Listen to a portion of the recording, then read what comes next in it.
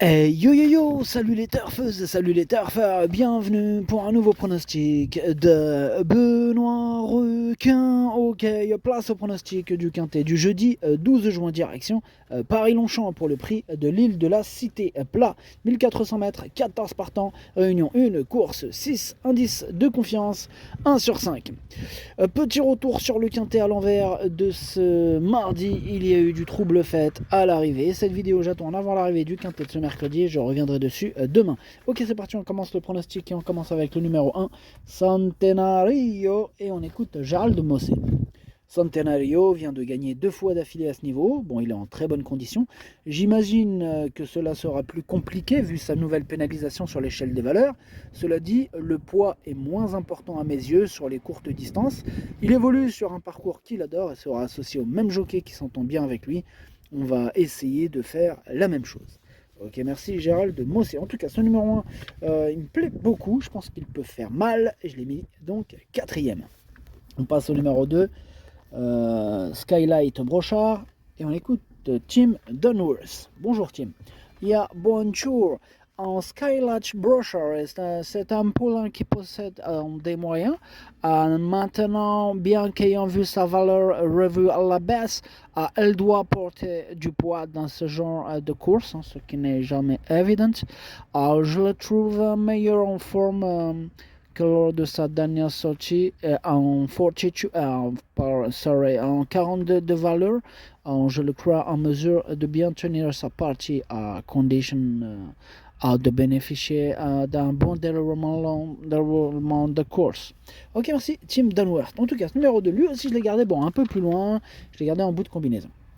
On passe au numéro 3, Ahmed Ras. Ce numéro 3, lui, je ne l'ai pas retenu. C'est mon gros regret. C'est lui mon cheval de complément qui a porté en tension possible. Cassage en vue.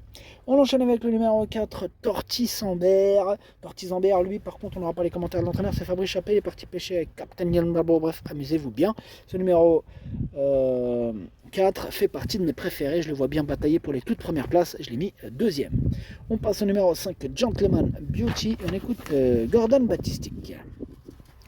Gentleman Beauty a gagné très facilement la dernière fois sur le parcours qui nous intéresse. Il a été pénalisé de 4 kg pour cette victoire. Dès lors, c'est un peu plus dur cette fois, mais il est toujours en très belle forme. Je suis très content de ce qu'il a fait à la maison et j'espère qu'il fera à nouveau une bonne performance. J'espère aussi, en tout cas, lui aussi je l'ai gardé, mais en toute fin de combinaison d'ailleurs. On passe au numéro 6, Fou Furieux. Lui, c'est un regret, c'est mon deuxième cheval de complément en cas de non partant. On passe au numéro 7, Megari. On écoute Gianluca Biatolini. Megari avait besoin de retrouver le rythme de la compétition lors de sa rentrée. Cette tentative lui a fait du bien et il est bien monté en condition. De plus, sa valeur ayant été revue à la baisse, il va être intéressant de le revoir dans cette catégorie. Il n'est peut-être pas encore à 100%, mais j'en attends une bonne prestation. Il faut le suivre. Il faut le suivre. Je le suis, ça tombe bien. Je l'ai gardé dans mon prono à la 6ème place. Attention à lui. On enchaîne avec le numéro 8, Speedster. Et on écoute Jérôme Régnier. Speedster, il n'a pas bénéficié de parcours favorable dernièrement, pas facile à engager, je vais le tester dans cette catégorie.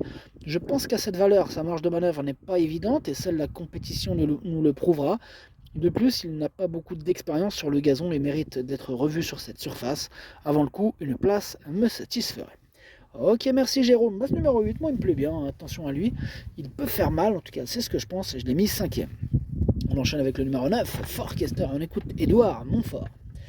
Forkester fait toutes ses courses depuis sa dernière sortie. Il est resté en bonne forme et force est de constater qu'il est à son affaire sur 1400 mètres. Au regard de ses ultimes performances, il devrait pouvoir épingler un nouveau quintet prochainement. Espérons que ce soit pour ce jeudi.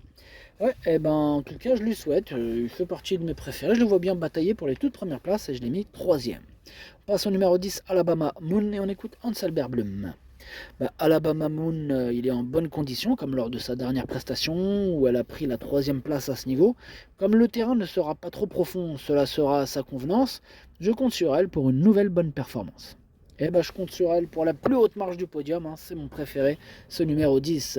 On passe au numéro 11, Ethel Dunignan, que je n'ai pas du tout retenu. Bon, en même temps, on ne peut pas tous les retenir, hein. Le 12 aussi, Prince of Clouds, lui non plus je ne l'ai pas retenu, mais c'est lui le chef et le capitaine de ma petite liste des possibles casseurs de tickets repérés. Attention, il n'y en a que 2 sur ma liste. On passe au numéro 13, White Platin, lui je ne le retiens pas, donc on termine avec le numéro 14, Big Log. Ce numéro 14, je ne l'ai pas retenu, mais il est à l'arrière de ma petite liste des possibles troubles faits. Le pronostic, ça donne 10, 4, 9, As, 8, 7, 2, 5. Merci d'avoir suivi cette vidéo. N'hésitez pas à mettre un pouce bleu si la vidéo vous a plu.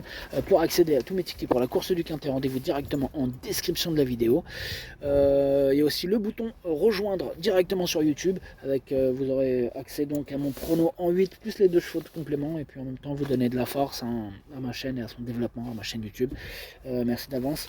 À jouer avec modération. Bonne chance. Chopez-le moi. Ciao.